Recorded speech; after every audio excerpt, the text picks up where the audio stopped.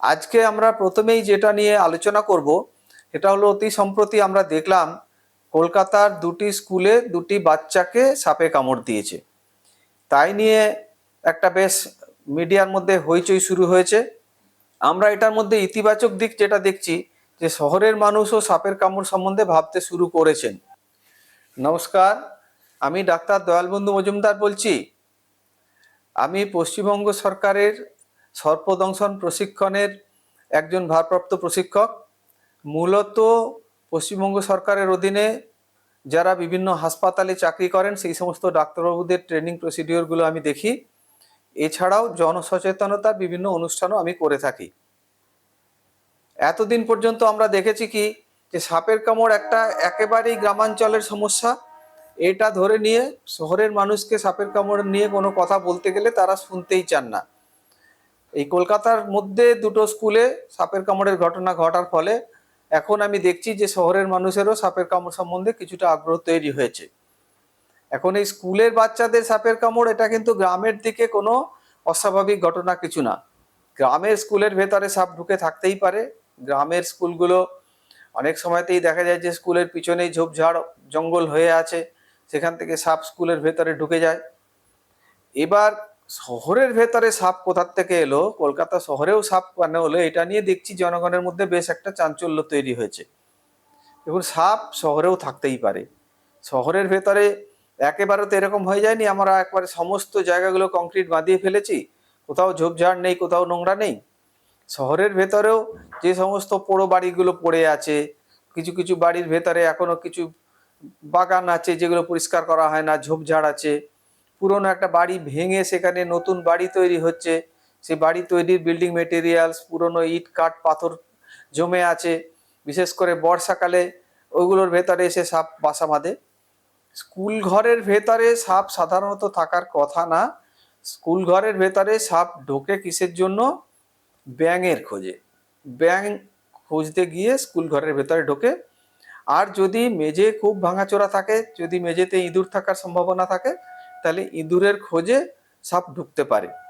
আরেকটা জিনিস আমার যেটা মনে হয়েছে কলকাতার ক্ষেত্রে, যে স্কুলের বাচ্চারা যে টিফিন নিয়ে আসে, তারা কিছু কিছু ওদের ওই খাওয়ার দাওয়ার কিছু ছড়িয়ে ছিটিয়ে বোধহয় স্কুলের ভেতরে ফেলে রেখেছিল, যেগুলোর লোভে ইঁদুর এসছে স্কুলের ভেতরে। ইঁদুরের পিছন পিছন সাপ এসে হাজির হয়েছে। তবে যেটা খবর আমি এখন পর্যন্ত পেয়েছি, কলকাতার স্কুলে যে দুটো বাচ্চাকে সাপে কামড়েছে দুটোই কিন্তু নির্বিষ সাপের কামড়। এবার বিশেষ করে বলবার যেটা, যে স্কুলে সাপে কামড়ালে কি করবেন আর বাচ্চাদের সাপের কামড়ের সঙ্গে বড়দের সাপের কামড়ের তফাৎটা কি। দেখুন, স্কুলে অনেক সময়তে আমরা আগে খবর পেয়েছি গ্রামের স্কুল টুলে বাচ্চাকে সাপে কামড়েছে, বাড়ির লোককে খবর দেওয়া হয়েছে, বাড়িতে ফোন করা হয়েছে, বাড়ির থেকে বাড়ির লোক আসবে, গার্ডিয়ান আসবে, তারপর বাচ্চাকে নিয়ে হাসপাতালে যাব, এই করতে গিয়ে অনেক দেরি হয়ে গেছে। কলকাতার এই দুটো ক্ষেত্রেই কিন্তু মাস্টারমশাইরাই সরাসরি হাসপাতালে নিয়ে গেছেন। এটা একটা খুব ভালো দিক। কোনোভাবেই কোনো কিছুর জন্যই সাপের কামড়ের পরে 1 মিনিটও সময় নষ্ট করা যাবে না। স্কুলের বাচ্চা যত সময় স্কুলে আছে তার গার্ডিয়ান তো মাস্টারমশাইরাই। যখনই নিয়ে যাওয়া হবে হাসপাতালে, সাপের কামড় হচ্ছে একটা একেবারেই জীবন মরণের সমস্যা, এরকম একটা ইমার্জেন্সি, আমরা বলি লাইফ থ্রেটনিং ইমার্জেন্সি। এক্ষেত্রে কোনো গার্ডিয়ান থাকতেই হবে বা কোনো বড়রা কেউ নেই, এরকম কোনো ব্যাপার নেই। ছোট বাচ্চাও যদি এসে হাসপাতালে হাজির হয়, সঙ্গে সঙ্গে তার চিকিৎসা শুরু হবে। এইটা গেল একটা খুব ভালো দিক, যে কলকাতায় মাস্টারমশাইরা সঙ্গে সঙ্গে হাসপাতালে পৌঁছেছেন। এই সম্বন্ধে আমরা যেটা বলি, প্রথমেই বলে রাখি সবাইকেই একটা কথা, যে সাপের কামড় সম্বন্ধে একটা জিনিস মাথায় রাখবেন, সেটা হচ্ছে রুল অফ 100, 100 সংখ্যার নিয়ম। এই 100 সংখ্যার নিয়মটা কি? সাপের কামড়ের 100 মিনিটের মধ্যে যদি 100 মিলিলিটার অ্যান্টিভেনাম দিয়ে দেওয়া যায়, তাহলে 100% নিশ্চিত হওয়া যায় যে রুগীটা বাঁচবে। 100 মিলিলিটার অ্যান্টিভেনাম মানে 10টা অ্যান্টিভেনামের ভায়াল। এই 10টা অ্যান্টিভেনামকে স্যালাইনের মধ্যে মেশানো হয়, এই স্যালাইনটাকে আবার চালানো হবে, তার জন্য কিছুটা সময় লাগবে। তাই সাপের কামড়ের সাথে সাথে যত দ্রুত হাসপাতালে পৌঁছানো যায় চিকিৎসার ফল ততই ভালো হবে। তাহলে কি 100 মিনিট থেকে দেরি হয়ে গেলে চিকিৎসা হবে না? চিকিৎসা অবশ্যই হবে।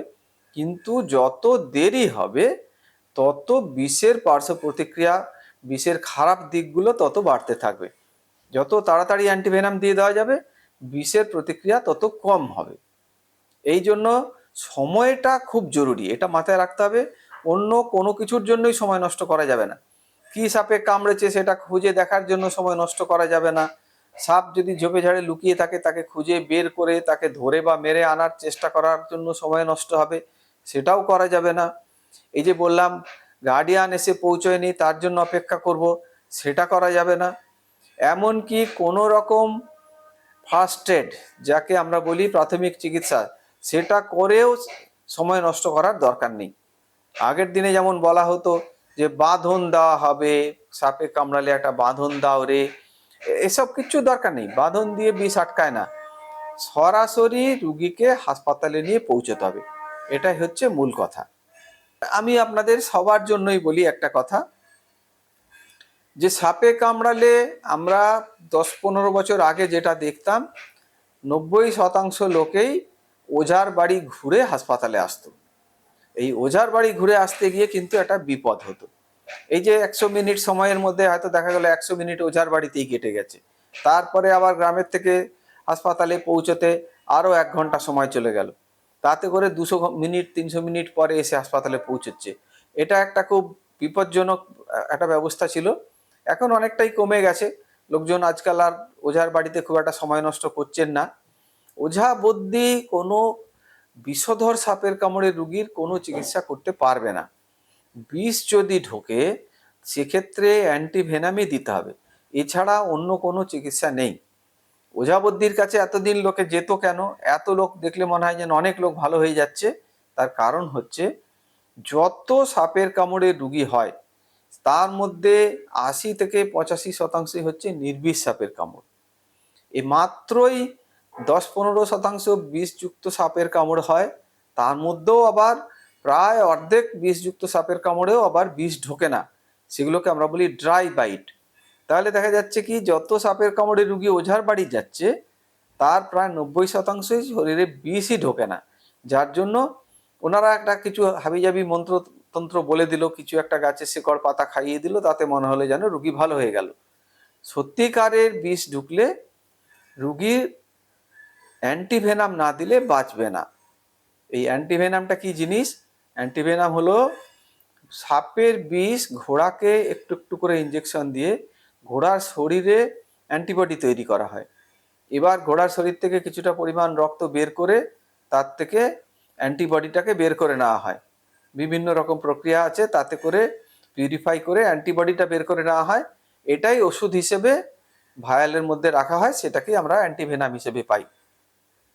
ভারতবর্ষে 4টে সাপের বিষ একসাথে ঘোড়াকে ইঞ্জেকশন দেওয়া হয়। এই 4টে সাপ কি? ফণাযুক্ত গোখ্র সাপ, গোখ্র সাপ, চন্দ্রবোড়া সাপ, কালাচ সাপ। এই 3টে সাপ হচ্ছে আমাদের পশ্চিমবাংলায় আছে। এছাড়াও ফুরসা বলে একটা সাপ হয়, যেটার ইংরেজি হচ্ছে স্কেলড ভাইপার। এই স্কেলড ভাইপার পশ্চিমবাংলায় প্রায় দেখাই যায় না, কিন্তু মধ্য ভারত, পশ্চিম ভারতে প্রচুর আছে স্কেলড ভাইপার।